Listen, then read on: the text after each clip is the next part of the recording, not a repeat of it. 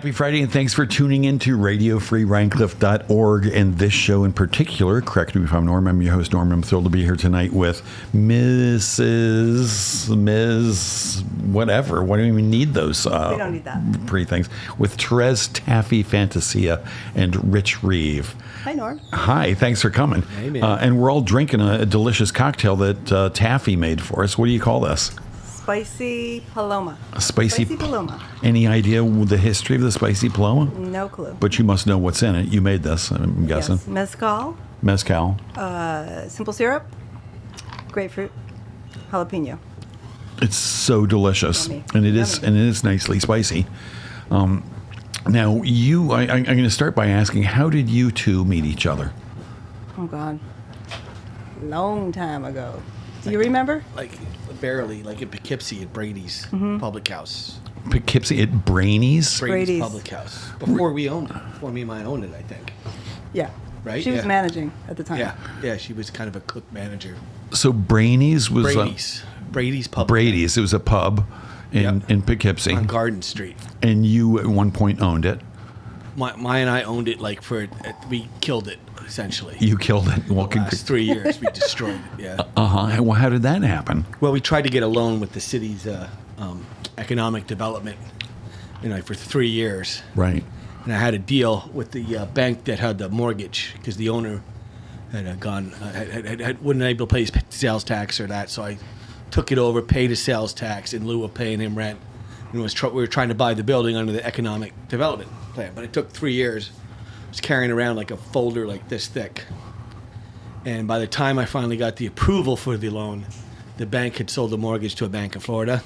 Oh, geez. And my deal was shot. So getting a rundown building that had a hole in the roof and a furnace downstairs that we had to get started with a hammer.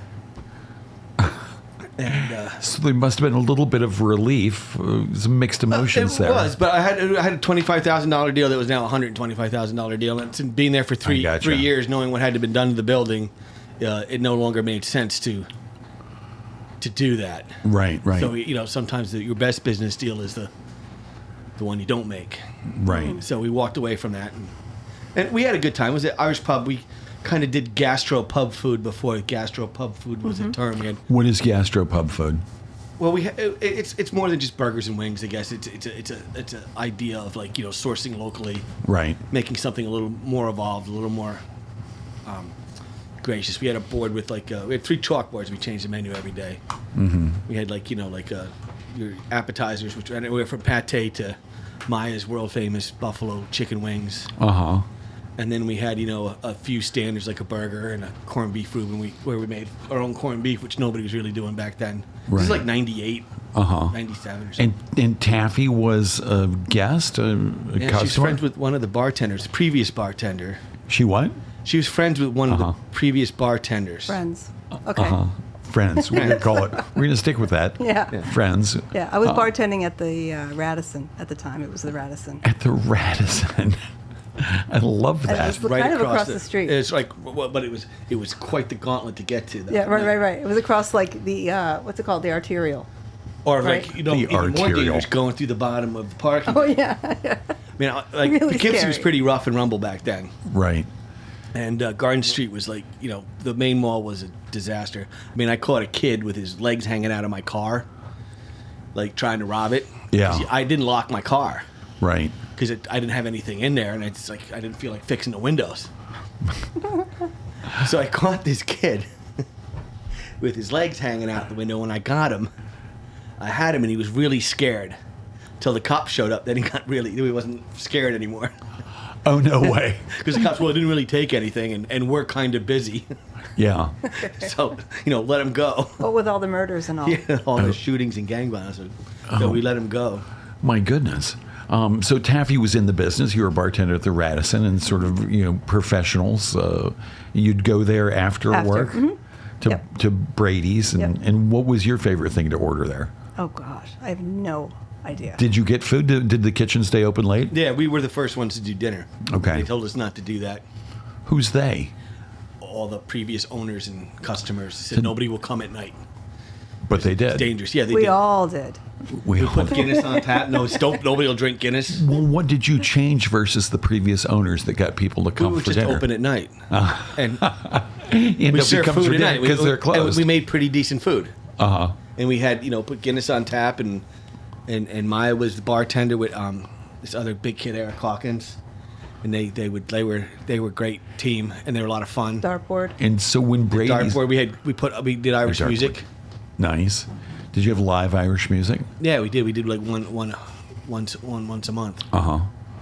And when you left there, where'd you go? I went to the Adirondacks to work in a fancy hotel and inn. I only lasted there like 6 months. I guess I wasn't very fancy. And when they left there, what happened to you, Taffy? Were you still at the Radisson? Boy, let's see. Yeah. This is the turn, way This back could at the turn of the millennium. The timing of this could be completely off. However, it was Radisson Lobby Bar and Bananas Comedy Club, which was also in the Radisson. Oh, they just moved it from down on 9, right? Or No, was it that went before from. It was before. They went from the Radisson to up on 9. So I bartended both of those places. Gosh, Bananas Comedy Club. That sounds like kind of a fun gig.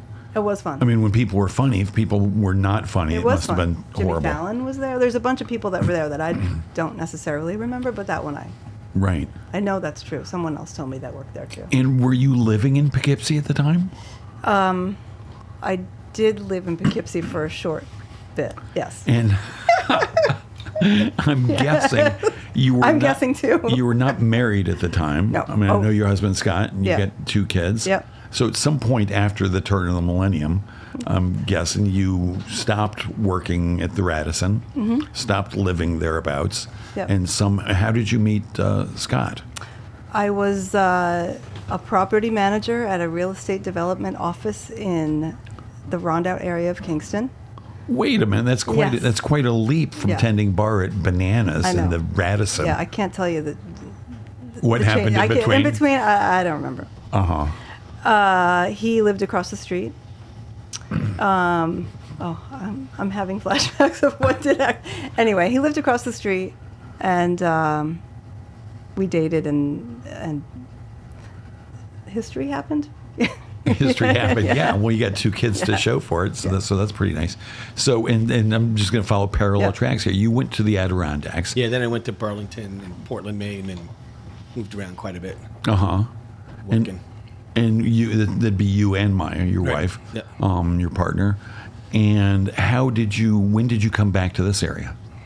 I came back in, I think, 2005. Uh-huh. My dad thought he had to have a heart transplant, and I was a very big, busy restaurant in Portland, Maine. And it was 5 hours away, and I couldn't do both.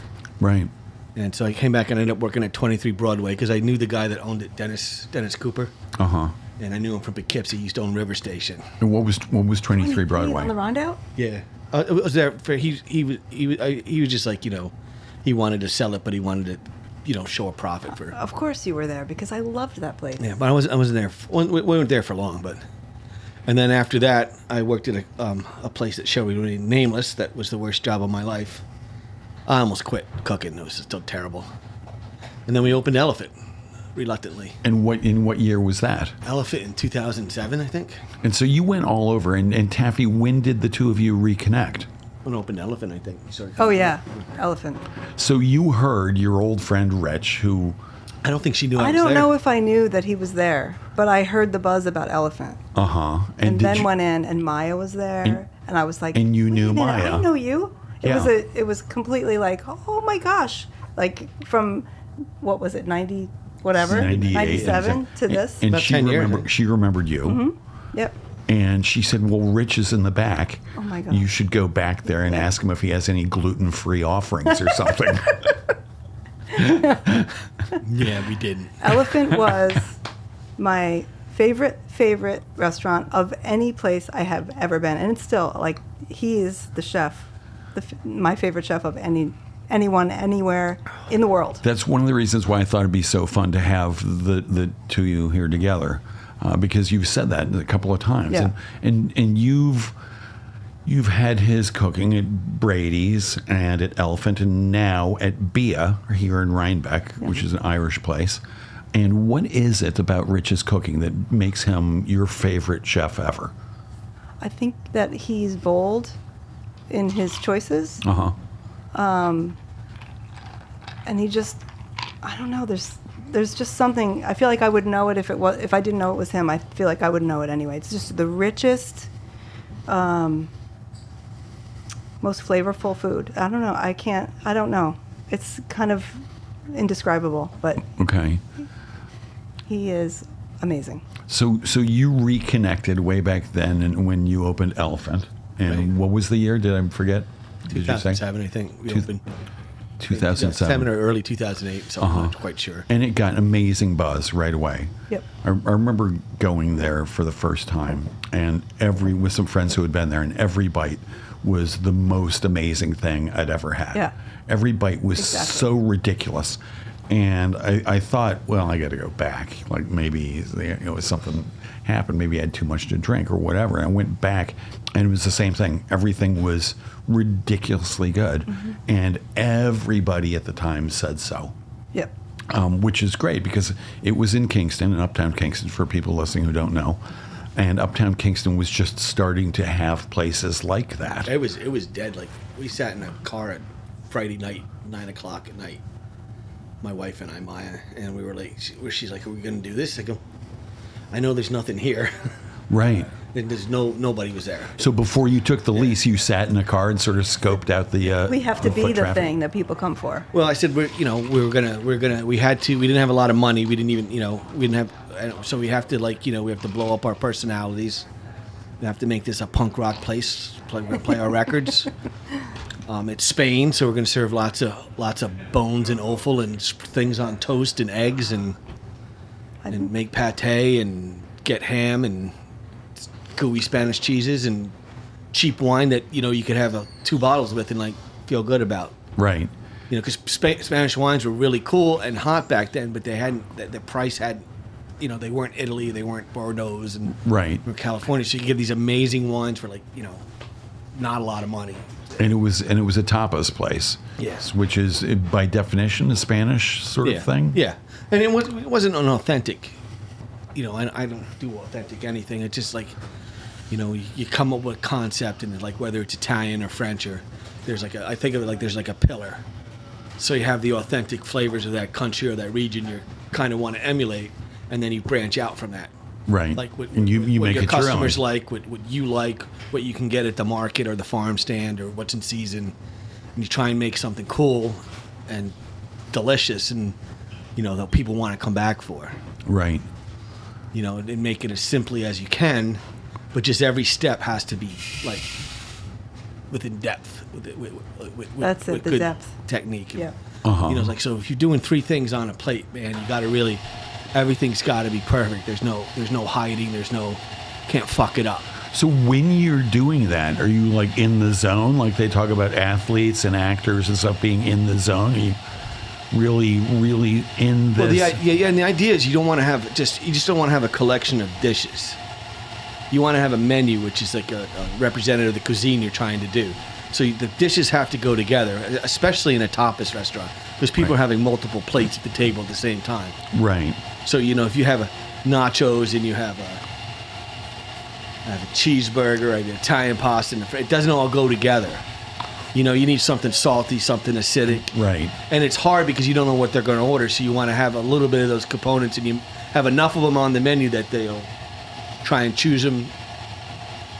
Trying to have them do what you want them to do without them knowing they're doing what you want them to do. Uh-huh. So you kind of try and design the menu. So I'll take one from that, and you teach your staff how to take one from that section, one from that section, and get them all at once and share them. Right. Right, and then to get more wine. Right. Get more wine. Now, I looked in that tiny kitchen at the back of that small restaurant, Elephant, and there was not a lot of room. Were you the only one making all the food? No, at times I was, but I had help service when we had people there. Jackie worked the longest for me. She now works with me at Bia. Works for Kyle at Bia, and she's in the front of the house. which is what she really does. But I made her cook at Elephant because, well, I needed some help. Right. And we had a small kitchen. We were first open. We didn't have a traditional kitchen. It was all electric and stuff. And people like hot plates and toaster ovens. I never made a big deal of it because I didn't want it to be an excuse why I don't have something because I don't have a real kitchen. Right. And I also did that because I didn't know how long I was going to be there. Like I said, I originally moved back so I thought my dad was going to die, and I wanted to be there to help my family. And right. when that was going to happen, all my intention was to move back to Portland. Right, I see. But the so you live forever. So you. And he didn't die, so it's like I was there forever. That's nice. I was there for 13 years, right? That's good. Yeah. So you and Mai are there in the car on Friday night, looking at all the foot traffic, thinking nobody's here, and you decide to do it anyway. What are the costs? And you do it with a toaster oven and a hot plate. The big reason why I did it is the building was owned by a friend, Joe Conkra. I'm sure you know Joe Conkra. And we knew him back in Poughkeepsie punk rock days. Okay. And he wanted me to do it and talked me into doing it. It used to be, actually, before it was a tchotchke shop, then it was Mercury Rev's practice space. And then they left, so we had to turn it into a restaurant. And since we didn't put in a hood or anything like that, Kingston was kind of the Wild West by there. We didn't have to go to any zoning boards or meeting. We just got a work permit and put paper on the thing and applied for a beer and wine license. Wow. And opened like most of the city elders were kind of like, what the hell is this fucking place? Right. What is tapas? Yeah, it's like, I'll have a Pinot Grigio. We don't have Pinot Grigio. Wait, so an exhaust hood all of a sudden springs these other... I didn't need an exhaust hood because I didn't have open flame. But if you did have an exhaust hood... Later on, I put in a stove and an exhaust. Jump through a bunch of other regulatory hoops? Yeah, dude, that was hard. But I knew that at some point if I wanted to sell the business, right, I needed to make a kitchen that was kind of turnkey. Okay. And also, I was getting tired of cooking at toaster ovens. It's hard to cook a whole leg of lamb in a little toaster oven. I'll bet. How many toaster ovens did you have? I had 2. That's not tons. I imagined like a wall of... Well, the thing is, I had a bunch downstairs because they were home toaster ovens. Right. So they blow out in the middle of the service. Right. So I just take one and plug it and get a new one, put it and plug it in. Same with the hot plates. How many toaster ovens do you think you went through? I probably went through 30 toaster ovens. In fact, I gave one to Makeo. We have a picture of it, for his birthday, when I was changing over the kitchen, getting rid of toaster ovens again. Here, I was there. They had toaster ovens there for the eel, the glazed eel, and the sushi bar there, Makeo. Yeah. So I was like, here, have a toaster oven. Yeah. Makeo, yeah. So I gave him a toaster oven. That's so sweet that they can use to not cook the fish for the sushi. Exactly. Yeah. The irony is. Yeah. And Taffy, you're going there at this point in time. Mm-hmm. You somehow had moved to Kingston. Yeah, somehow. I guess. and you and Scott would go there, and you'd go there with friends. Yep. And what did you like best about the place? What were the dishes that you just couldn't get enough of? The pate, hands down. Always the pate. And still the pate. Still the pate. Scott gets every year. And so big it was pate. So it was Spanish pate then, and now it's Irish pate. Yes. It's all French pate. I got a little. I had a hunch. I have a little hunch for everybody. I cook French food. Yeah. We just changed the nationality. Sure. It's that's pretty much.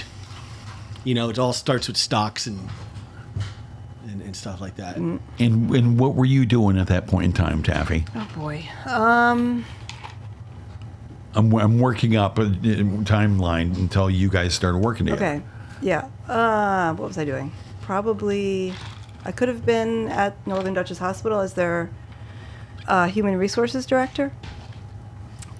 But it depends on the... I had no idea you did that. I did that. When did you start making pastries? I was doing it all along, in the background. And then after I had kids... To give to the new hires at Northern Dutchess. Welcome aboard. When I left Northern Dutchess and had Ainsley and Parker, I didn't work until they went to preschool, and then I went to Mother Earth. They let me come in and be their baker. Oh. They let me open their bakery, which was Mother awesome. Earth, the place over the mall. But you hadn't been a baker professionally. No, never. No. How did you talk them into that? I were they not paying attention? Because that's a big leap for a well, store they to didn't get. have a bakery. honestly. So it was like, all right, you can try. Did you know those people there somehow? Scott was doing their store. When Okay. they moved from, they had a space at Kings Mall, tiny little space, and then they moved into the bigger space where they are now. Right. And he was working on that. Which is Marshall's Plaza or whatever. Yeah. So Kevin Schneider, who I don't know if he's still the owner. I think they might have sold it, but he came for a meeting one time, and I baked for them, and he was like, "Oh, this is good." You- Like, okay, you can come work for us. Okay. So you had a meeting and you baked a bunch of things Yeah. for him. You said, "This is what I can do." Yeah. And but you had approached him, said, "You don't have a baker. You don't have a bakery section. You might need one. I'd love to do that for you." Yeah. And you had this sort of audition. Yeah. And you made. Do you remember what you made for him? I think I made coffee brownies. Just brownies. Sounds good. Coffee Yeah. brownie. Yeah. Pretty sure that's what it was. And so, did they have a professional kitchen there? They, yeah, they had a kitchen. They carved off a little space for me in one area, which was really awesome. They had these great little ovens that had steam. You could put a hose in a bucket and they would project steam inside or inject steam. Uh-huh. So I could do all kinds of really good stuff with steam, like really good cheesecakes and things like that. But so they carved out a little space for me To there. keep the moisture level up in certain things that you're baking. You didn't have to cook the cheesecakes in a water bath? No. So you can put more in there. A water Yeah. bath, a bain marie. Yeah. I never even heard of such a thing. An Yeah. oven with steam. Oh yeah. Now, yeah. And I'm guessing you have those at your place I do now. not. You do I do not. not. I'm in the market. Oh, they must be. Are they pricey? Yes. And but can you just put a pot of water You in can. the oven with? Yeah, but this was just a perfect way to do it. And you worked there for how long? 5 years. Okay. Yeah. And so the whole time was Elephant open that whole time? So you continue to see Rich Yeah, I'm pretty from time sure. to time? Yeah, I think I left there in 2009. So. Yeah, we were still- open till yeah. like, what, 2015, 2016? So you'd pop into Elephant, you'd poke your head in the back, you'd flip him No, off. No. I never poked my head in the back. I never saw the kitchen in there, Well, it was open. but I didn't. I didn't. You didn't. You I would didn't- not be so presumptuous. You didn't bother the chef. No, I did not bother. the chef. I bothered his wife. Well, Plenty. She yeah. likes to be bothered. Yeah. And, I was busy. Yeah. It yeah. was- yeah. And then when did Elephant close down again?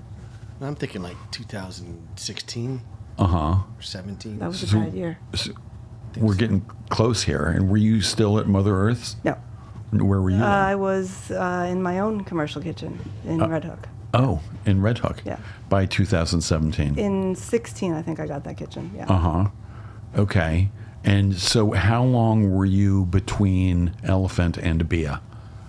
No, like a year. I mean, we sold it in April that year, and then we took some time off. We went to Ireland for like a month. Wow. And why Ireland? Are you Irish? I am, but we'd never been to Europe. I've only been on a plane once before at that point, and the flights were really cheap out of Newburgh. And I knew that I could get around Ireland. We just took trains and buses. We didn't rent a car. Right. And because driving the wrong side of the road, one too yeah. many glasses of wine with dinner, and you're like wrong way on the roundabout. And it was a short flight, and I always wanted to go to Ireland because I knew that they were going through a culinary revolution, like America was going through a culinary revolution. I know that they've had amazing products all throughout their history. With dairy and fish and stuff like that. They just didn't keep it. It was all sold and Right. or taken And away how from did you know this? You read it in Culinary Revolution Monthly or? Yeah, I read a lot. Okay. The internet's been really helpful for me. And you read a lot, so you read a lot about And I what's knew that going the chefs, on. like all the chefs went and they, they left and they went and trained in France, and then they went when Spain was hot, they all went and trained in Spain. Right. And then when Scandinavia got hot, they all went to Scandinavia. And when we went there, on the East Coast, Dublin area, and restaurants there, the chefs were a little older, and they were all like the very French influenced food, using Irish products and stuff, but it was definitely French technique, French influence. Which Spain was too, like Farinage and Marie Arzac, they all trained in France. You know, everyone trained in France. It's like that's where it came from. Right. But then, you know, the West Coast, you had like a next generation. We even had Spanish waiters, a lot of Spanish waiters. The economy in Spain wasn't doing well at that time, so we had a lot of kids waiting speaking Spanish. And you could see, like, you know, some more of the avant-garde touches of Spanish cuisine had brought. And then, you know, then there was a whole inclination of the whole Scandinavian Viking connection. You know, Vikings were in Ireland. Right. And then they went and they learned how to forage and use those natural products. And Ireland is a foraging haven. And, you know, with the climate and stuff. And so we ate in Michelin star and Bib Gourmand restaurants all around the country. And they were delicious. And they were simple, they were elegant, and they were unpretentious. And I just said... And they were locally sourced. This is how farm-to-table cuisine should be, and this is what it could be. So you came back here, and how did you end up at Kyle, the owner of Bia, who was a customer at Bia and then worked for us a little while at Bia, wanted to open a restaurant. So I started helping him. Elephant, you mean? He was a customer at Elephant, yeah. And then he wanted to open his own restaurant, so I kind of started helping him with getting a business plan and stuff like that together. And originally he was thinking Poughkeepsie in a space I didn't really like and didn't really want to do it. And he wanted to open a restaurant with you as I didn't really want to do it. I didn't really know if I wanted to do another restaurant. I'm getting old. No, you're not. Yeah. Well, I mean, maybe for that business. I mean, it seems 58. like a hell of a physically trying business. I could tell you stories. But then the space in Rhinebeck, you know, and you know, it's not a great space. It's off the beaten path, but it was a turnkey space, and it's in Rhinebeck. And he wanted to do the Irish British thing. We kind of just decided to focus on Ireland mostly, although we'll dabble. And I kind of fell in love and got behind the project. Said, all right, man, I'm in. Nice. And you know, so we started it, and it's been, you know. And it's been awesome with COVID and shit. Like, I'll bet it's a good time to start a restaurant. What you didn't know? And like first time restaurant owner. Oh, here's the pandemic of the century. Yeah, good luck with that. Good luck, buddy. So, how did Taffy come in as the? It was before we opened. I was walking in the parking lot in Rhinebeck by Krog. I mean, coming out of Krog, I don't know. And she saw me in the parking lot, and she said, "Hi, how you doing?" And she goes, I heard a rumor. And I said, yes, the rumor's true. She goes, what are you doing for desserts? I go, well, as of now, I'm thinking of making them. And I had forgotten that she was a baker. Right. She goes, I'll make you desserts. Good for you, Taffy. Yeah. But I initially, I was reluctant because I think nowadays with labor, and this is even before COVID, it's very hard to have a pastry department. It's expensive and stuff. And I can make desserts. I'm not a natural at it. It's time consuming for you to do, and if I was to do it at Bia, we'd have to hire a whole nother cook to do jobs that I couldn't do. Right. But I was reluctant to do that because I know a lot of restaurants do that, but you know, they go to a off-premise baker and they make these desserts and they get dispersed out to the restaurant. So restaurants have the same desserts. Right. She was willing to do stuff that I would like to be specific, Irish specific for Bia. And so I gave her some ideas, and then she just ran with it because she actually knows how to bake, and she's really talented. Right. So they just kind of grew from there. And so, you know, thank God for Taffy. And so Taffy, you approached him in the parking lot, cornered him. Apparently, that's what she does. Said, hey, I'm gonna be your pastry chef. I'm gonna provide all the desserts for you. Well, I don't think I said that, but okay. What'd you say? I don't know. I don't remember it that way at all, but I'm happy. Good. That was hear in my head. You know, I was thinking what you were telling me because I was like, I don't think I initially said yes, but it was going on my head, like when I'm talking to her, I was like, yeah, that's a. She goes, who's making your desserts or something like that? And I said, I'm probably making them. But then I thought about it. I was like, you know, this might be a smart move, Rich. The best thing is that we collaborate, and it's like he'll come and hang out a little bit at the kitchen and we'll talk about. We don't get margaritas though. We don't get that. We can. I would like to upgrade that. We can. We totally can. And we just talk about stuff and throw ideas back and forth, and it's really fun. because Right. he to me he's a celebrity. I'm like in awe of this guy. So when Yeah, he but wants something you're a from me, it's like a big deal. You're a celebrity too. Yeah. Okay. Your baked Yeah, all right. goods are all around. Everybody knows they're at Bia. They're here at the Epicurean and at the Epicurean North. What's it called? The Locavore. Epicurean North. And Nice. Red Hook.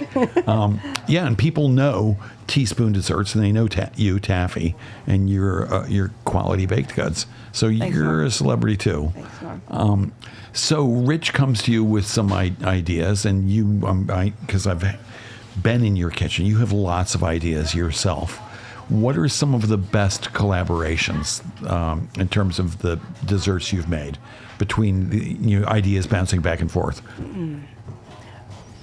The thing I enjoy, I would say, the most is coming up with the different ice cream flavors. I've been there That's my 2 or favorite 3 thing. times for ice cream tastings. There's nothing better in the world than going there to try like a Yeah, the ice creams. That's so fun. cardamom ice cream or a Guinness ice cream Yeah. or and so you're coming up with these ice cream ideas. Well, I would say together.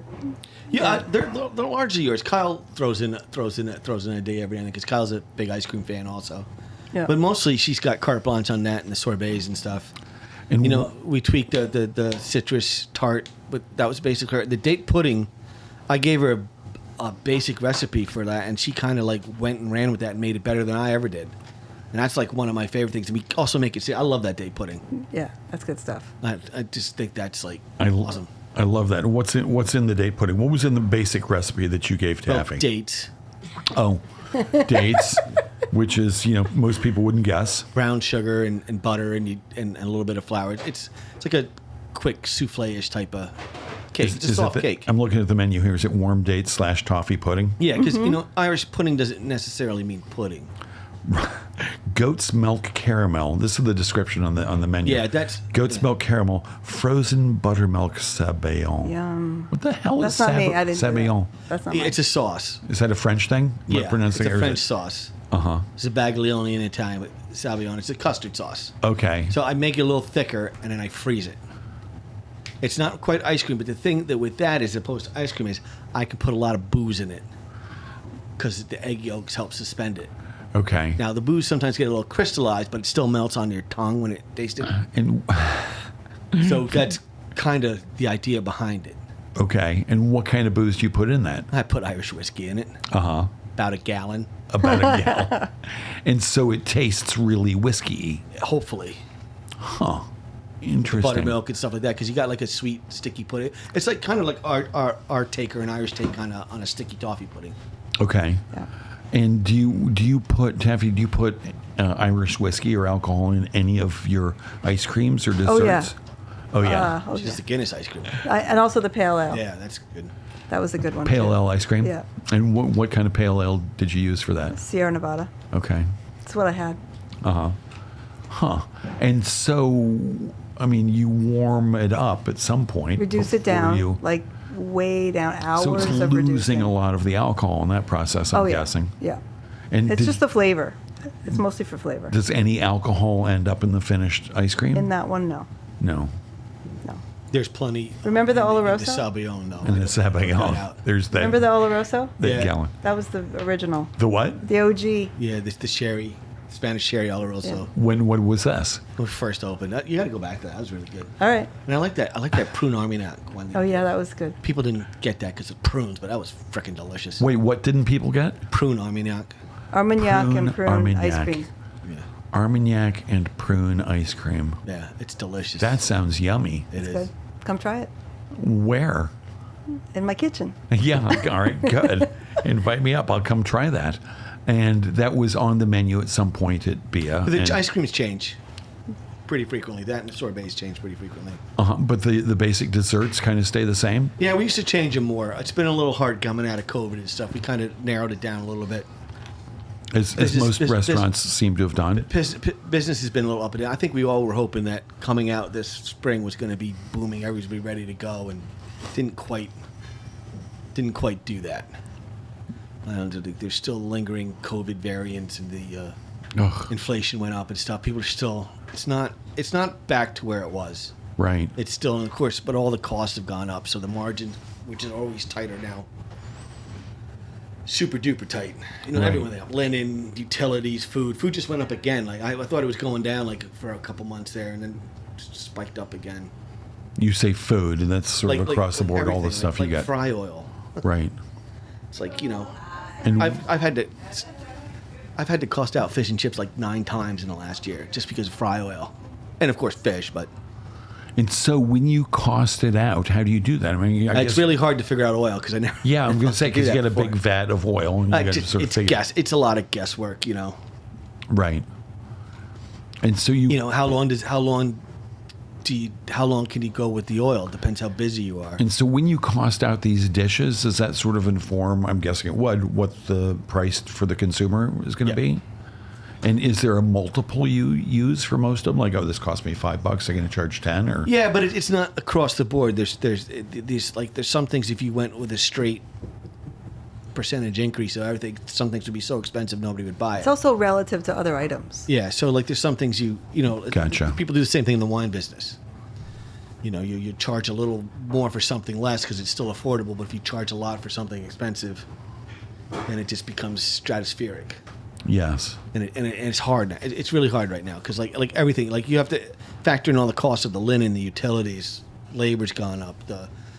And when labor goes up, all the subsidiary charges of paying somebody goes up. Right. So, like that. This is not, you don't own this restaurant. I do not own this restaurant. Thank frickin' God. I was just going to say, so that must be sort of. COVID, I don't know what I would have done with COVID. He kept, you know, he like asking me what to do with COVID. I go like, I don't know. We had SARS and something else, and nobody closed us down for that. You know. Right.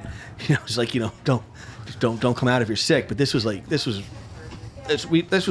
weird and frightening, and we're still feeling the effects from it. The supply chains and stuff like that. Yeah. And labor. I've got a friend who closed her restaurant because she just couldn't find people. It's hard. It's hard. You know, want to pay them living wages and stuff, but the cost of living has gone up so far. You know, a restaurant can only pay out what it takes in. There's no extra money. There's no subsidiary things like that. There are very few small restaurants are trading in stocks and bonds. You know, and most restaurateurs, my wife and I know Kyle said everyone gets paid first before owner gets paid. You know, and you know, insurance. You know, Maya and I had paid $1,300 a month for insurance when we owned Elephant. Right. We had to do that because we had to cover ourselves because if something happens to us, we can't run the business. Right. So was everybody more gets paid before you. Were there weeks? Yeah, we don't own a boat. Were there were there Oh weeks? yeah, there's weeks where- you don't get where paid or you didn't- get paid partially. Oh yeah. Oh yeah. And can you make up for that? Do you get paid extra later when there's a surplus? You like to think you can. Well, so looking back on your time in the restaurant business, do you have any regrets? Are you happy doing this? I Did love you it. choose I well? actually kind of have to do it. I don't. I do it complete for the. I've turned down jobs where I could have made a lot more money. I did a little time in corporate restaurants, wanted to learn how to do high volume and learn how to run a restaurant. But I have to. I don't know what else I'm going to do.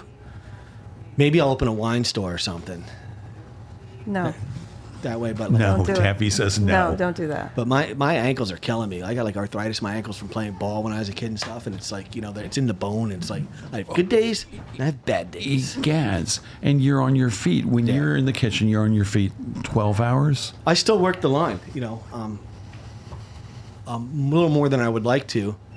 But I still like working the line. I still like working with kids. I still like teaching them how to cook, especially when they're paying attention. And I got 2 there that pay attention and give a Nice. shit, you know? Nice. And they care about what they're doing. They get mad when they make a mistake. Well, they shouldn't get mad when, you know.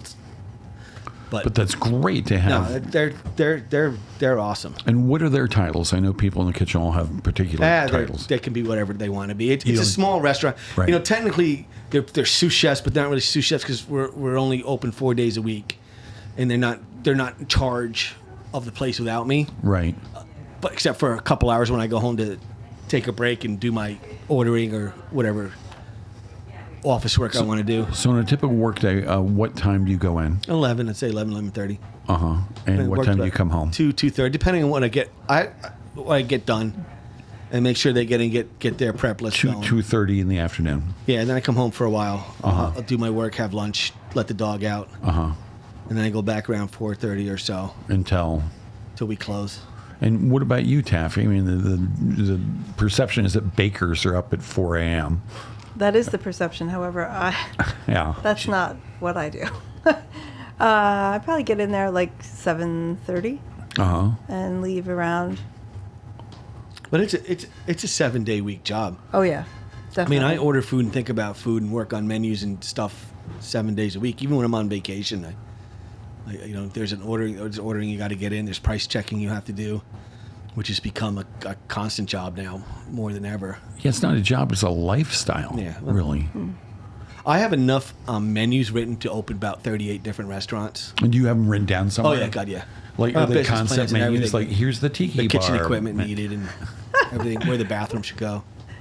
That's nice. Yeah. But are the menus like for like a Chinese restaurant? For, Yeah, I have several Asian restaurants. None of them authentic, but Well, I like what you said before. You don't do authentic. Yeah. You understand sort of what the main tastes are of this cuisine, and then you figure how you can I have sort of- everything from dive bar up to a 5-course tasting menu. All right, what is there? Do any dishes spring to mind of things you'd really love to make if you only had a restaurant that served that kind of thing? No, like I said, I basically cook French food, although I've never technically cooked French food in a French restaurant. So maybe that would be like my last thing. I've also never did Italian, but I cook a lot of Italian food at home. But it's not definitely your Nana's Italian. And are you the cook at home? You cook? I cook a lot at home. Maya's an excellent guinea pig. Excellent guinea pig. Excellent guinea pig. Does she like to cook? Yes, she actually started cooking before me. And how did you start cooking? I failed out of college.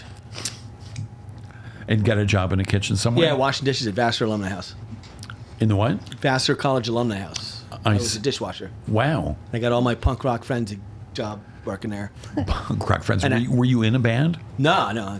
But you were. This is the second time you mentioned punk rock. You're a punk rock fan. Yeah, I'm a old original punk rock, Poughkeepsie punk.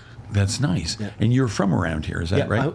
I grew up in Clinton Corners, Okay. and I went to Pine Plains High School, and then moved away. We lived in Poughkeepsie for like 18 years or something. Wow. I met Maya in Poughkeepsie. And who are your favorite punk rock bands? Asking you next. Johnny Great. Thunders, I'll try to think. about that. Heartbreakers. Johnny Thunders. It goes back with Iggy and the Stooges and the Ramones. I saw the Ramones a lot when I was a kid, Nice. about 15 times. It was like $7. Right.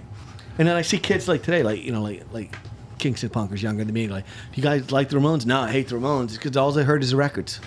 Right. And the records were always like trying to make them commercially profitable, commercially accessible. Right. But like that's not what a Ramones show was. Right. We're friends band, Agipop. Uh-huh. The lead singer John DeVries just recently passed away. That sounds familiar. Yeah, and they were from around Poughkeepsie. Well, Tom Verlaine just passed Yeah. away. Were you a television fan? Oh yeah. Right. And he used to Rhine Cliff Hotel. We used to come here all the time. Yeah, you reminded me of something he said in an obit in the New York Times. He said that he was asked to summarize his life. He said, trying to not have a professional career. And you said you passed up a lot of opportunities to do big, sort of chef jobs Yeah. at places that would probably be. When I very- started cooking, I fell in love with it, and I found out I thought I had a natural affinity for it and was pretty good at it early on. But in order to be a really great cook, you have to get in control of the menu, so you can get control of buying the food, making the food, prepping the food, get in charge of the cooks. And with that comes getting in charge of like the cost of everything, which is not the fun part. No. Going to management meetings, going to budget meetings and stuff like that, learning how to do that. Ugh. That's the trade-off. Right. If you want to make really great food, you got to be in charge of the menu and all that comes with that, the good and the bad. Right. And you have to learn how to do that. And Taffy, you're working on your own now, but not too long ago, you were in the bakery department at Mother Earth. Probably, I'm guessing, maybe making more money. Yeah. Probably. But you were following your passion now, Yeah. which is something that common ground for both of you. You love doing what you're doing. Yeah. Little restaurants are not money makers. Uh-huh. It's not a job that the dishwasher, the line cook, is going to make a large career out of. It's a stepping stone for the guy that wants to learn to move up the ladder. It's a great job for a single mom or single parent for extra income. Right. You could watch the kids and stuff like that. It's great for college students and stuff like that. It does add to the fabric of a community. I mean, we've just had Kip's Tavern open here in Rhinecliff. Yeah. That's freaking awesome. Yeah. I mean, like a few years without having a place here, it's so cool to walk out your door around the corner and go to a place. Yeah. It just makes Rhinecliff even cooler, Yeah. and that's, why one of the reasons why, I mean, I think the cooking I'm doing now at Bia is a little more sophisticated, a little more grown up than I was doing at Elephant. Okay. But Elephant is probably at this point more beloved because it was such a part of the community. Right. Especially at a time when that community needed something to be a part of. And Bia tucked away there. Yeah, it's not harder to not the become same. part of the fabric of the community. And we were the only thing in town, and our personalities were pretty big and stuff like that, and and we had like such a great, like the we didn't have any art on the walls because the art was the people sitting on the bar stools. Right. I mean, like Kingston, when we first opened, the musicians, the artists sitting there talking treason, complaining about the Pike plan. Right. Getting all positive started. They're all still doing it. Freaking awesome. Right. Right. Now, you say big personality. You said that a couple times. And you said O Positive, where you performed one time, I believe. Your big personality performed at O Positive. Is that correct? I did the writer's salon? The literary salon. The literary salon, yes. I understand you and another restaurateur. Yeah, Maria Philippi from Boydson's. Maria Philippa. So you read some Yelp reviews? I don't read Yelp. Ever. But for this performance. Right, they talked me into doing it, so they gave me the sealed envelope of the printed out Yelp reviews. Only the bad ones. Only the bad ones. That's And amazing. we had a Celtic night that we used to do at Elephant because Galicia, which is one of the focus regions of our food there, is a Celtic nation, and they had Celtic music. We would have this guy come up, he'd bring a bagpiper from Galicia. The bagpipe is totally different. It looks like the guy was playing it like a saxophone or a clarinet. It was amazing and stuff like that. Anyway, so the guys came over and they were a musical accompaniment, and they unsealed the envelope, and I read the bad Yelp reviews for Elephant. And you'd never read any Never Yelp read it. reviews before. No, I don't read them. Because what do you care? You're doing they your ruin thing. your creative freedom. Like if you know when you fucked up and you know when you made something good. Right. So trust that. I ask for. I want feedback. Like, do people like it? Did I go too far? Is that But I'm not. I know it's good. The question is it going to sell? And if it doesn't sell, then I'll take it off the menu. But I don't take it off the menu because somebody told me it sucked. If I know it doesn't suck. But if you think it's sort of just okay, I but want it's to be on the menu if I thought it was okay. all right. Well, you've got, let's say, 20 things on the menu. Right. They're all my And- children. I love them equally the same. They're all on there for a reason. They're all my children. All my children. But some of them are smarter and better looking than the other children. I wouldn't say that to them.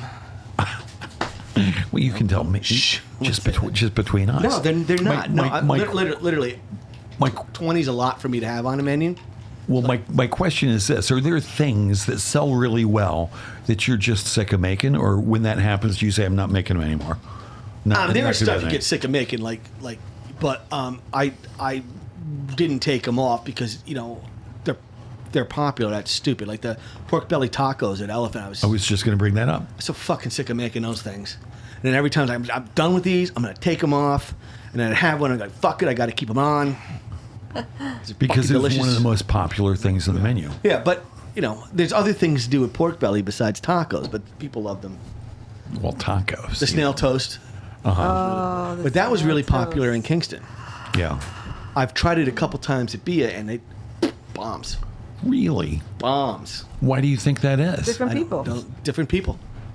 Well, what are the people like at Bia? I'm guessing like Rhinebeck is a little more upscale. It's not. I don't want to get into like bashing people. It's a different taste, different.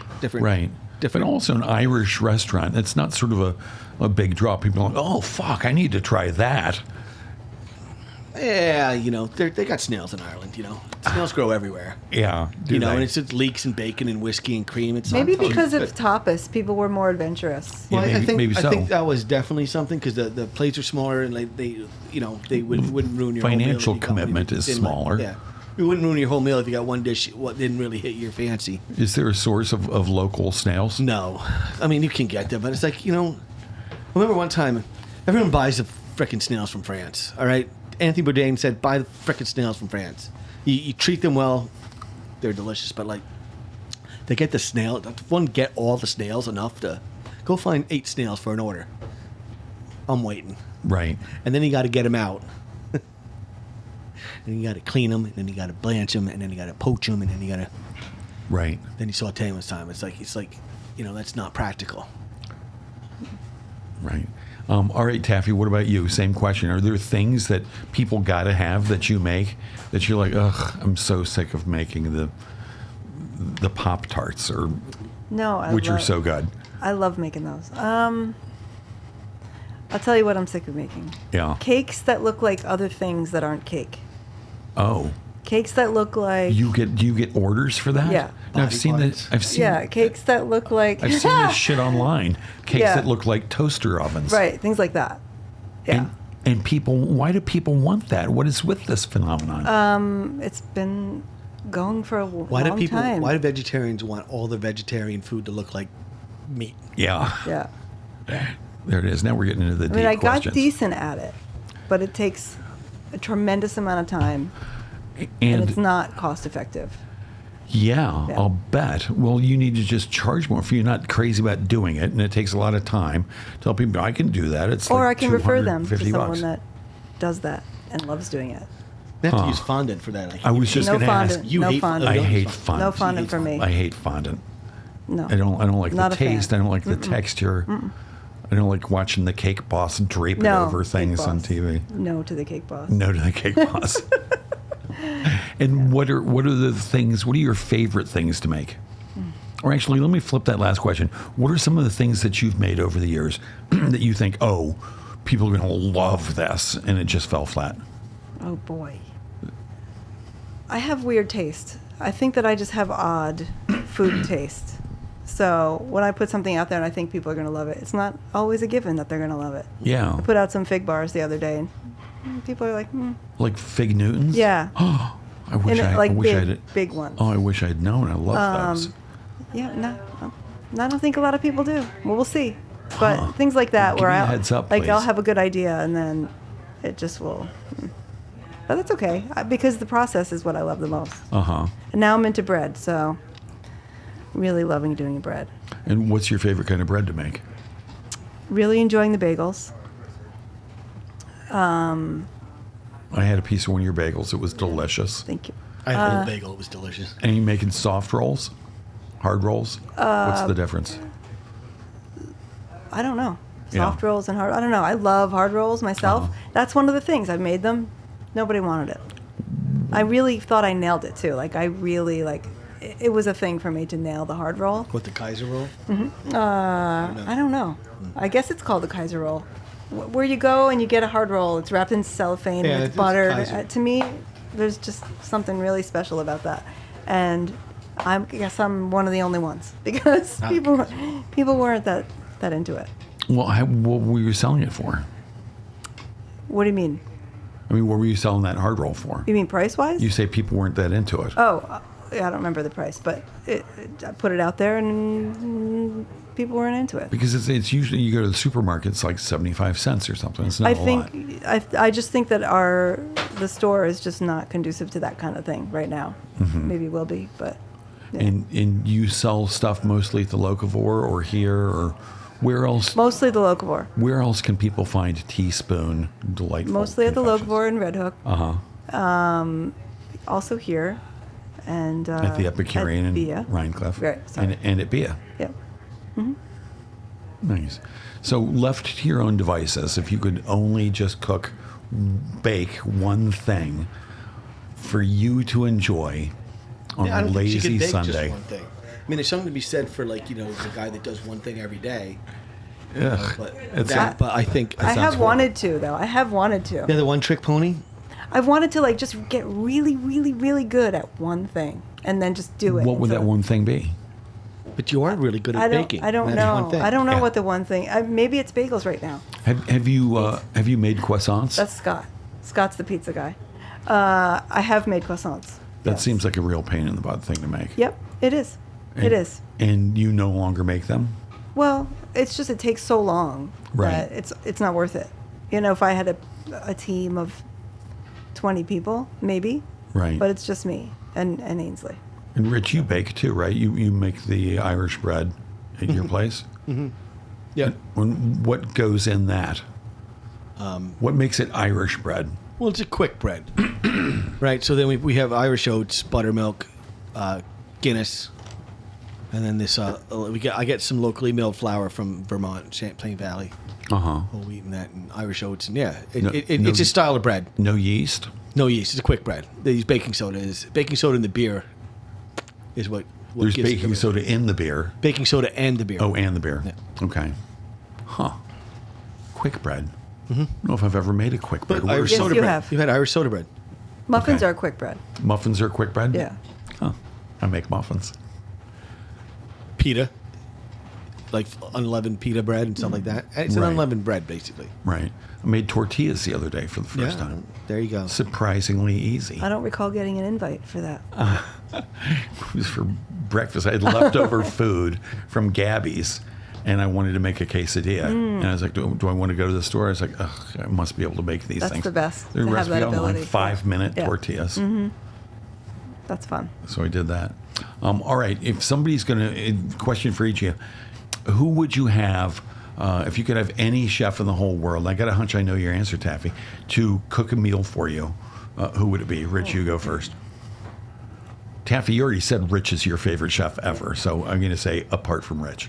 Oh, Any chef. Her face fell. okay. Oh, My God, I don't know. Any chef in the world. That's like almost too hard a question. I want to like use the Jeopardy. I'm not going to fucking answer that. song. Oh, I like your mouth. Yeah, young lady. I don't. I couldn't. I'd have to like that's like I can't even begin to answer that. All right. Well, here's an alternate Can it question. be a dead person? Sure. Bourdain. Bourdain. Why?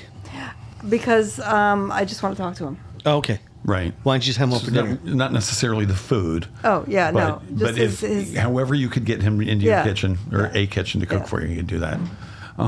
So you said you're not going to answer that fucking question, which reminded me, you're renowned for an affection for the middle finger. Oh, The so-called Yes. bird. That was Yes. the cutest little laugh. I didn't know that. How did that start? I don't know. I don't know. It was 'Cause organic you for have sure. like middle finger memorabilia Yeah. around. Yes. I and don't know. People, including me, send you like flipping the bird memes, Yeah. and you must have some articles of clothing with that on it. No, No, Do you want some? no. and how many friends? Christmas, you know. How many friends send you middle finger memes? Very many. A lot. Yes. Yes. Does your brother? Oh, yeah. No, he doesn't Okay. send me memes. No, he's How- not a meme guy. How long has this been a thing of yours? A really long time. I don't know. I can't tell you. A long time. Uh huh. I don't know why. Yeah, one of the recommendations I found for you on your Facebook page, one of your friends said, she's one of those people that you can always be sure of. Sure, she's going to give you the finger when you drive by. And then she goes on for other things. You I know who that she'll- is. She'll welcome you at your table, bring you extra treats from the bakery, all these wonderful things. But it starts with, sure, she's going to flip you off Yes. when she drives Thanks, by. Meredith. Yeah. So it's been a thing of yours for quite some time. Yes. Huh. Well, That was a question I was not well, anticipating. you handled it wonderfully. And that brings us to the end of our hour. It has zoomed by as I knew it would. I hope you two will come back again because I have 4 pages of notes. I didn't ask a single one except for the middle finger one. And on that note, tell all the listeners to fuck off or fuck over to Bia or whatever you want to say. Oh, my. Oh. I would not tell my listeners. That's why she to uses fuck her off. finger. Yeah, Yeah, there yes, we go. exactly, All right, well, give exactly. them all the finger. And I'll say, I'm sorry my guests gave you the finger. And thanks for tuning in. Everybody have a wonderful evening. This has been, correct me if I'm Norm, with the fabulous Taffy Fantasia and Rich Reeve of Bia right here in Rhinebeck, where you should go and try some of Taffy's fabulous desserts. Thank you, Norm. Have a wonderful evening. Take care. Thank you.